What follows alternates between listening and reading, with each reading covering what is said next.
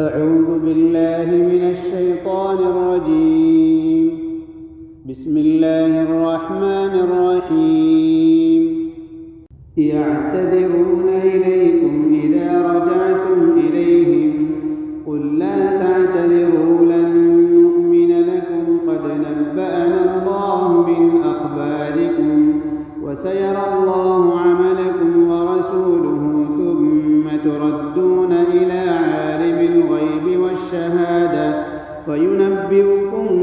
بما كنتم تعملون. سيحلفون بالله لكم إذا انقلبتم إليهم لتعرضوا عنهم فأعرضوا عنهم إنهم رجس ومأواهم جهنم جزاء بما كانوا يكسبون. يحلفون لكم لترضوا عنهم فإن ترضوا عنهم فإن الله لا يرضى عن القوم الفاسقين. الأعراب أشد كفرا ونفاقا وأجدر ألا يعلموا حدود ما أنزل الله على رسوله والله عليم حكيم. ومن الأعراب من يتخذ ما ينفق مغرما ويتربص بكم الدوائر عليهم دائرة السوء والله سميع عليم. ومن الأعراب من يؤمن بالله واليوم الآخر ويتخذ ما ينفق قربات عند الله وصلوات الرسول ألا إنها قربة لهم سيدخلهم الله في رحمته إن الله غفور رحيم. والسابقون الأولون من المهاجرين والأنصار والذين اتبعوهم بإحسان رضي الله عنهم ورضوا عنه وأعد لهم جنات تجري تحتها الأنهار خالدين فيها أبدا ذلك الفوز العظيم. وممن حولكم من الأعراب منافقون ومن أهل المدينة مردوا على النفاق لا تعلمهم نحن نعلمهم سنعذبهم مرتين ثم يردون إلى عذاب عظيم. وآخرون اعترفوا بذنوبهم خلطوا عملا صالحا وآخر سيئا عسى الله أن يتوب عليهم إن الله غفور رحيم. خذ من أموالهم صدقة تطهرهم وتزكيهم بها وصل عليهم إن صلاتك سكن لهم والله سميع عليم. ألم يعلموا أن الله هو يقبل التوبة عن عباده ويأخذ الصدقات وأن الله هو التواب الرحيم. وقل اعملوا فسيرى الله عملكم ورسوله والمؤمنون وستردون إلى عالم الغيب والشهادة فينبئكم بما كنتم تعملون. وآخرون مرجون لأمر الله إما يعذبهم وإما يتوب عليهم والله عليم حكيم. والذين اتخذوا مسجدا ضرارا وكفرا وتفريقا بين المؤمنين وإرصادا لمن حارب الله ورسوله من قبل ولا يحلفن إن أردنا إلا الحسنى والله يشهد إنهم لكاذبون. لا تقم فيه أبدا لمسجد أسس على التقوى من أول يوم أحق أن تقوم فيه رجال يحبون أن يتطهروا والله يحب المطهرين. أفمن أسس بنيانه على تقوى من الله ورضوان خير أم من أسس بنيانه على شفا جرف هار فانهار به في نار جهنم والله لا يهدي القوم الظالمين. لا يزال بنيانهم الذي بنوا ريبة في قلوبهم إلا أن فتقطع قلوبهم والله عليم حكيم. إن الله اشترى من المؤمنين أنفسهم وأموالهم بأن لهم الجنة يقاتلون في سبيل الله فيقتلون ويقتلون وعدا عليه حقا في التوراة والإنجيل والقرآن ومن أوفى بعهده من الله فاستبشروا ببيعكم الذي بايعتم به وذلك هو الفوز العظيم. التائبون العابدون الحامدون السائحون الراكعون الساجدون الآمرون بالمعروف والناهون عن المنكر والحافظون لحدود الله وبشر المؤمنين. ما كان للنبي والذين آمنوا أن يستغفروا للمشركين ولو كانوا أولي قربى من بعد ما تبين لهم أنهم أصحاب الجحيم. وما كان استغفار إبراهيم لأبيه إلا عن موعدة وعدها إياه فلما تبين له أنه عدو لله تبرأ منه إن إبراهيم لأواه حليم. وما كان الله ليضل قوما بعد إذ هداهم حتى يبين لهم ما يتقون إن الله بكل شيء عليم. إن الله له ملك السماوات والأرض يحيي ويميت وما لكم من دون الله من ولي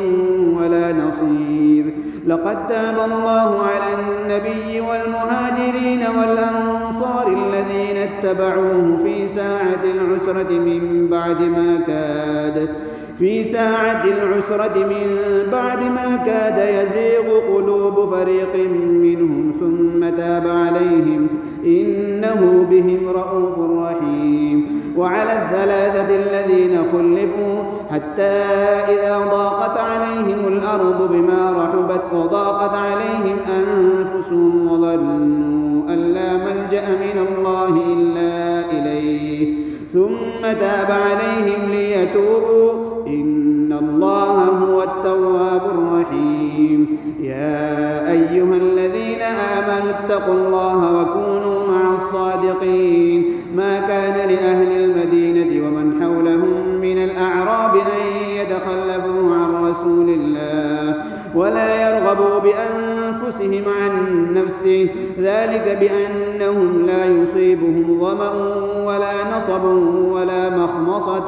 في سبيل الله ولا يطؤون موطئا يغيظ الكفار ولا ينالون من عدو نيلا إلا كتب لهم به عمل صالح إن الله لا يضيع أجر المحسنين. ولا ينفقون نفقة صغيرة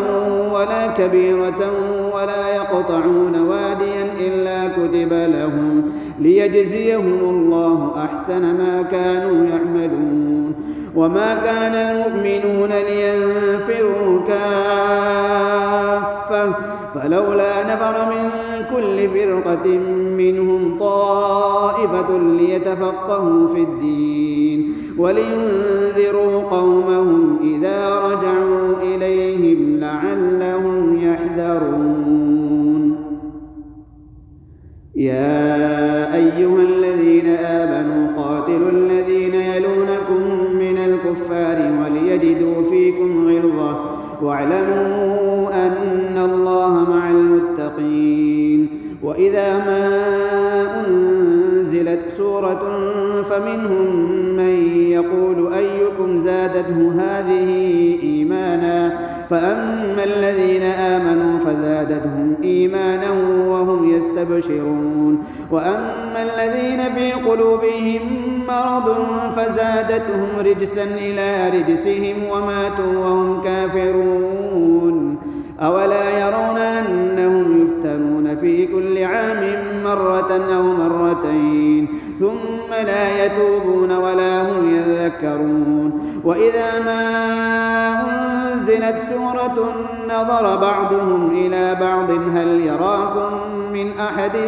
ثم انصرفوا صرف الله قلوبهم بأنهم قوم لا يفقهون لقد جاءكم رسول من أنفسكم عزيز عليه ما عنتم حريص عليكم بالمؤمنين رؤوف رحيم فإن تولوا فقل حسبي الله لا إله إلا هو عليه توكلت وهو رب العرش العظيم بسم الله الرحمن الرحيم ألف لام را تلك آيات الكتاب الحكيم أكان للناس عجبا أن أوحينا إلى رجل منهم أن أنذر الناس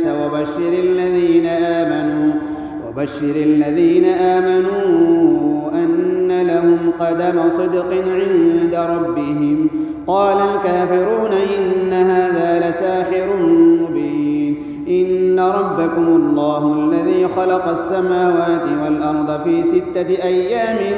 ثم استوى على العرش يدبر الأمر ما من شفيع إلا من بعد إذنه ذلكم الله ربكم فاعبدوه أفلا تذكرون إليه مرجعكم جميعا وعد الله حقا إنه يبدأ الخلق ثم يعيده ليجزي الذين آمنوا وعملوا الصالحات بالقسط والذين كفروا لهم شراب من حميم وعذاب أليم بما كانوا يكفرون هو الذي جعل الشمس ضياء والقمر نورا وقدره منازل لتعلموا عدد السنين والحساب ما خلق الله ذلك إلا بالحق يفصل الآيات لقوم يعلمون إن في اختلاف الليل والنهار وما خلق الله في السماوات والأرض لآيات لقوم يتقون إن الذين لا يرجون لقاءنا ورضوا بالحياة الدنيا واطمأنوا بها والذين هم عن آياتنا غافلون أولئك مأواهم النار بما كانوا يكسبون إن الذين آمنوا وعملوا الصالحات يهديهم ربهم بإيمانهم تجري من تحتهم الأنهار في جنات النعيم دعواهم فيها سبحانك اللهم وتحيتهم فيها سلام وآخر دعواهم أن الحمد لله رب العالمين ولو يعجل الله للناس الشر استعجالهم بالخير لقضي إليهم أجلهم فنذر الذين لا يرجون لقاءنا في طغيانهم يعمهون وإذا مس الإنسان الضر دعانا لجنبه أو قاعدا أو قائما فلما كشفنا عنه ضره مر كأن لم يدعنا إلى ضر مسه كذلك زين للمسرفين ما كانوا يعملون ولقد أهلكنا القرون من قبلكم لما ظلموا وجاءتهم رسلهم بالبينات وما كانوا ليؤمنوا كذلك نجزي القوم المجرمين ثم جعلناكم خلائف في الأرض من بعدهم لننظر كيف تعملون وإذا تتلى عليهم آياتنا بينات قال الذين لا يرجون لقاء نأت بقرآن غير هذا أو بدل قل ما يكون لي أن أبدله من تلقاء نفسي إن أتبع إلا ما يوحى إلي إني أخاف إن عصيت ربي عذاب يوم عظيم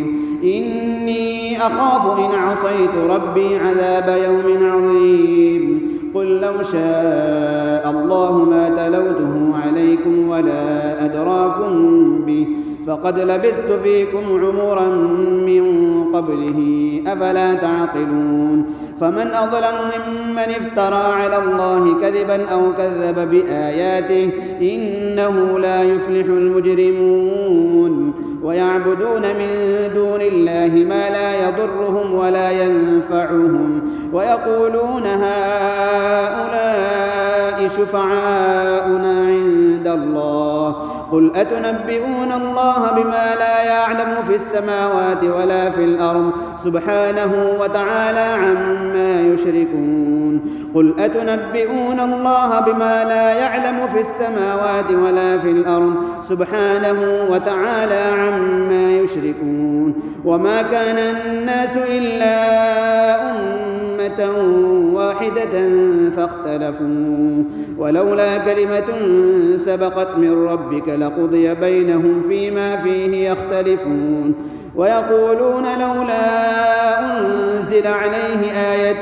من ربه فقل إنما الغيب لله فانتظروا إني معكم من المنتظرين وإذا أذقنا الناس رحمة من بعد ضراء مستهم إذا لهم مكر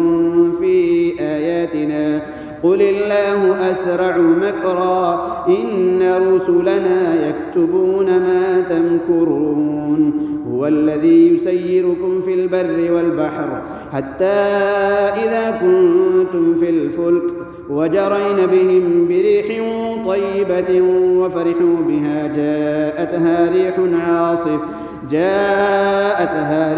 عاصف وجاءهم الموج من كل مكان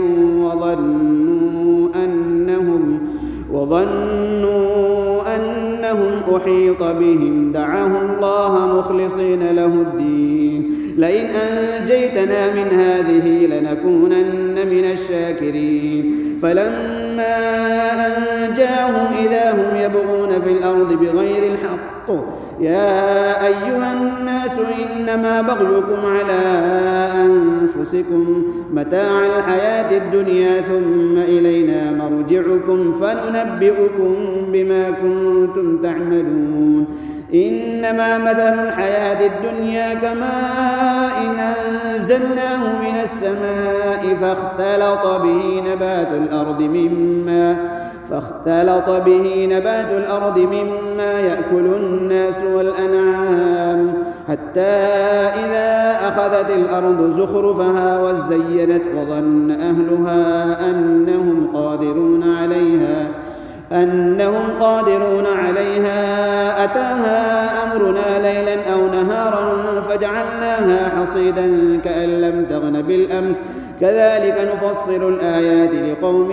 يتفكرون والله يدعو إلى دار السلام ويهدي من يشاء إلى صراط مستقيم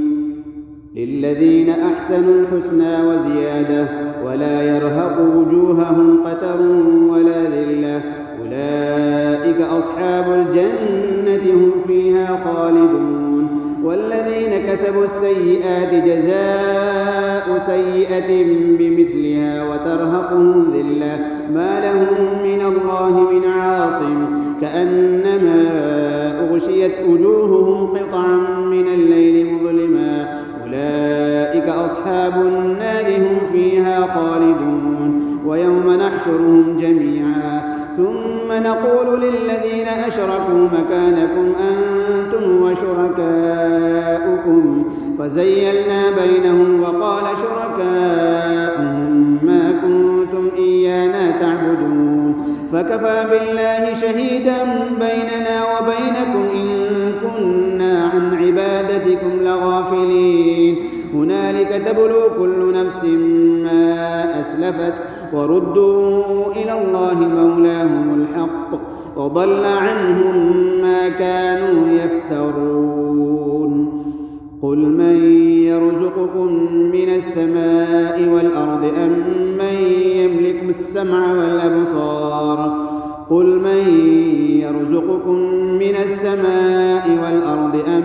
من يملك السمع والأبصار ومن يخرج الحي من الميت ويخرج الميت من الحي ومن يدبر الأمر فسيقولون الله فقل أفلا تتقون فذلكم الله ربكم الحق فماذا بعد الحق إلا الضلال فأنى تصرفون كذلك حقت كلمة ربك على الذين فسقوا أنهم لا يؤمنون قل هل من شركائكم من يبدأ الخلق ثم يعيده قل الله يبدأ الخلق ثم يعيده فأنى تؤفكون قل هل من شركائكم من يهدي إلى الحق قل الله يهدي للحق أفمن يهدي إلى الحق أحق أن يتبع أمن لا يهدي إلا أن يهدى فما لكم كيف تحكمون وما يتبع أكثرهم إلا ظنا إن الظن لا يغني من الحق شيئا إن الله عليم بما يفعلون وما كان هذا القرآن أن يفترى من دون الله ولكن تصديق الذي بين يديه وتفصيل الكتاب لا ريب فيه من رب العالمين أم يقولون افتراه قل فأتوا بسورة مثله وادعوا من استطعتم من دون الله إن كنتم صادقين بل كذبوا بما لم يحيطوا بعلمه ولما يأتهم تأويله كذلك كذب الذين من قبلهم فانظر كيف كان عاقبة الظالمين ومنهم من يؤمن به ومنهم من لا يؤمن به وربك أعلم بالمفسدين وإن كذبوك فقل لي عملي ولكم عملكم أنتم بريئون مما أعمل وأنا بريء مما تعملون ومنهم من يستمعون إليك أفأنت تسمع الصم ولو كانوا لا يعقلون أفأنت تسمع الصم ولو كانوا لا يعقلون ومنهم من ينظر إليك أفأنت تهدي العمي ولو كانوا لا يبصرون إن الله لا يظلم الناس شيئا ولكن الناس أنفسهم يظلمون ويوم يحشرهم كأن لم يلبثوا إلا ساعة من النهار يتعارفون بينهم قد خسر الذين كذبوا بلقاء الله وما كانوا مهتدين وإما نرينك بعض الذي نعدهم أو نتوفينك فإلينا مرجعهم ثم الله شهيد على ما يفعلون ولكل أمة رسول فإذا جاء رسولهم قضي بينهم بالقسط وهم لا يظلمون ويقولون متى هذا الوعد إن كنتم صادقين قل لا أملك لنفسي ضرا ولا نفعا إلا ما شاء الله لكل أمة أجل إذا جاء أجلهم فلا يستأخرون ساعة ولا يستقدمون قل أرأيتم إن أتاكم عذابه بياتا أو نهارا ماذا يستعجل منه المجرمون ثم إذا ما وقع آمنتم به الآن وقد كنتم به تستعجلون ثم قيل للذين ظلموا ذوقوا عذاب الخلد هل تجزون إلا بما كنتم تكسبون ويستنبئونك أحق هو قل إي وربي إنه لحق وما أنتم بمعجزين ولو أن لكل نفس ظلمت ما في الأرض لافتدت به وأسروا الندامة لما رأوا العذاب وقضي بينهم بالقسط وهم لا يظلمون ألا إن لله ما في السماوات والأرض ألا إن وعد الله حق ولكن أكثرهم لا يعلمون هو يحيي ويميت وإليه ترجعون يا أيها الناس الناس قد جاءتكم موعظة من ربكم وشفاء لما في الصدور وهدى ورحمة للمؤمنين قل بفضل الله وبرحمته فبذلك فليفرحوا هو خير مما يجمعون قل أرأيتم ما أنزل الله لكم من رزق فجعلتم منه حراما وحلالا قل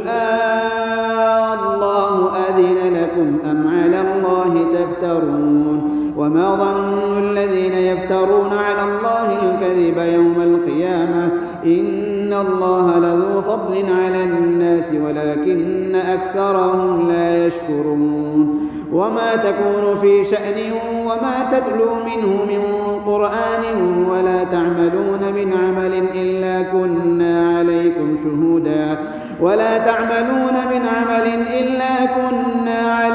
شهودا إذ تفيضون فيه وما يعزب عن ربك من مثقال ذرة في الأرض ولا في السماء ولا أصغر من ذلك ولا أكبر إلا في كتاب مبين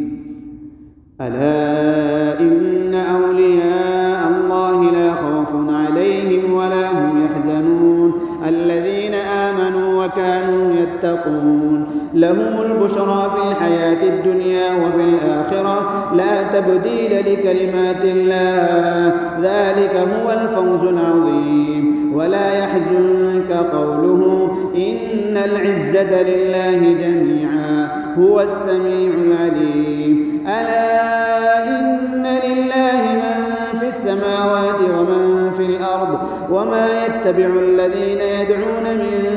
دون الله شركاء إن يتبعون إلا الظن وإن هم إلا يخرصون هو الذي جعل لكم الليل لتسكنوا فيه والنهار مبصرا إن في ذلك لآيات لقوم يسمعون قالوا اتخذ الله ولدا سبحانه هو الغني له ما في السماوات وما في الأرض إن عندكم من سلطان بهذا أتقولون على الله ما لا تعلمون قل إن الذين يفترون على الله الكذب لا يفلحون متاع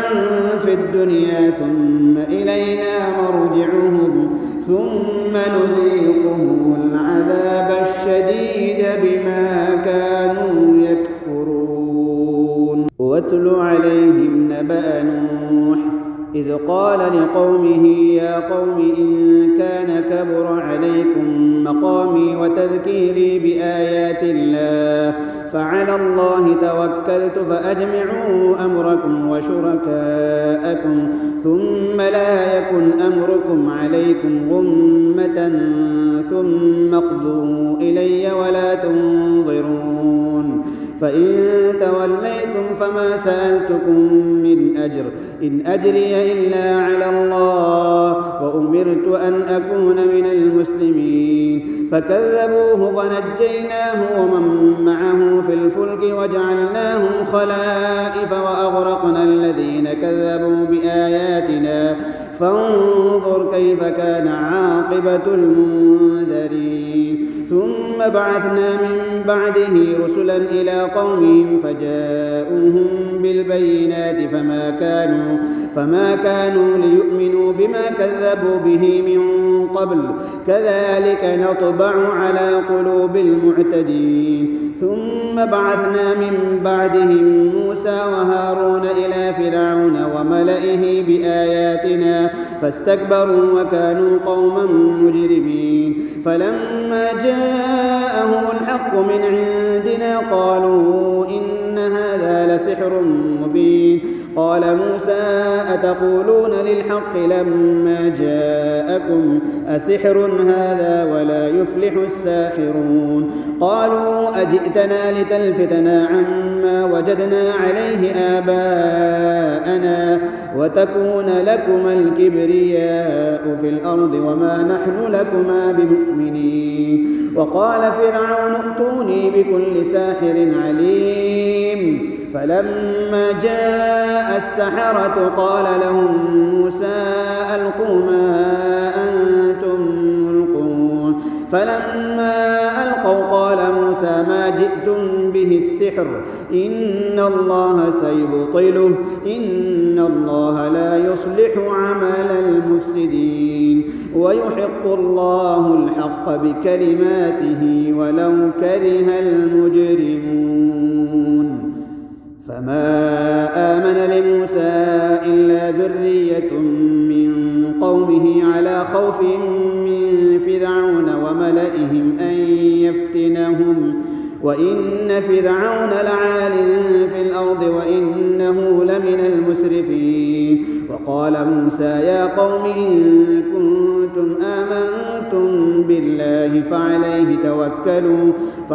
توكلوا إن كنتم مسلمين فقالوا على الله توكلنا ربنا لا تجعلنا فتنة للقوم الظالمين ونجنا برحمتك من القوم الكافرين وأوحينا إلى موسى وأخيه أن تبوأ لقومكما بمصر بيوتا واجعلوا بيوتكم قبلة وأقيموا الصلاة وبشر المؤمنين وقال موسى ربنا إنك آتيت فرعون وملأه زينة وأموالا في الحياة الدنيا ربنا ليضلوا عن سبيلك ربنا اطمس على أموالهم واشدد على قلوبهم فلا يؤمنوا حتى يروا العذاب الأليم قال قد أجيبت دعوتكما فاستقيما ولا تتبعان سبيل الذين لا يعلمون وجاوزنا ببني إسرائيل البحر فأتبعهم فرعون وجنوده بغيا وعدوا حتى إذا أدركه الغرق قال آمنت أنه لا إله إلا الذي آمنت به بنو إسرائيل وأنا من المسلمين الآن وقد عصيت قبل وكنت من المفسدين فاليوم ننجيك ببدنك لتكون لمن خلفك آية وإن كثيرا من الناس عن آياتنا لغافلون ولقد بوأنا بني إسرائيل مبوأ صدق ورزقناهم من الطيبات فما اختلفوا حتى جاءهم العلم إن ربك يقضي بينهم يوم القيامة فيما كانوا فيه يختلفون فإن كنت في شك مما أنزلنا إليك فاسأل الذين يقرؤون الكتاب من قبلك لقد جاءك الحق من ربك فلا تكونن من الممترين ولا تكونن من الذين كذبوا بآيات الله فتكون من الخاسرين إن الذين حقت عليهم كلمة ربك لا يؤمنون ولو جاءتهم كل آية حتى يروا العذاب الأليم فلولا كانت قرية آمنت فنفعها إيمانها إلا قوم يونس لما آمنوا كشفنا عنهم عذاب الخزي في الحياة الدنيا ومتعناهم إلى حين ولو شاء ربك لآمن من في الأرض كلهم جميعا أفأنت تكره الناس حتى يكونوا مؤمنين وما كان لنفس أن تؤمن إلا بإذن الله ويجعل الرجس على الذين لا يعقلون قل قل انظروا ماذا في السماوات والأرض وما تغني الآيات والنذر عن قوم لا يؤمنون فهل ينتظرون إلا مثل أيام الذين خلوا من قبلهم قل فانتظروا إني معكم من المنتظرين ثم ننجي رسلنا والذين آمنوا كذلك حقا علينا ننجي المؤمنين قل يا أيها الناس إن كنتم في شك من ديني فلا أعبد الذين تعبدون من دون الله ولكن أعبد الله الذي يتوفاكم وأمرت أن أكون من المؤمنين وأن أقم وجهك للدين حنيفا ولا تكونن من المشركين ولا تدع من دون الله ما لا ينفعك ولا يضرك فإن فعلت فإنك إذا من الظالمين وإن يمسسك الله بضر فلا كاشف له إلا هو وإن يردك بخير فلا راد لفضله يصيب به من يشاء من عباده وهو الغفور الرحيم قل يا أيها الناس قد جاءكم الحق من ربكم فمن اهتدى فإنما يهتدي لنفسه ومن ضل فإنما يضل عليها وما أنا عليكم بوكيل واتبع ما يوحى إليك واصبر حتى يحكم الله وهو خير الحاكمين بسم الله الرحمن الرحيم ألف لام را كتاب أحكمت آياته ثم فصلت من لدن حكيم خبير ألا تعبدوا إلا الله إنني لكم منه نذير وبشير وأن استغفروا ربكم ثم توبوا إليه يمتعكم متاعا حسنا إلى أجل مسمى ويؤت كل ذي فضل فضله وإن تولوا فإني أخاف عليكم عذاب يوم كبير إلى الله مرجعكم وهو على كل شيء قدير ألا إنهم يثنون صدورهم ليستخفوا منه ألا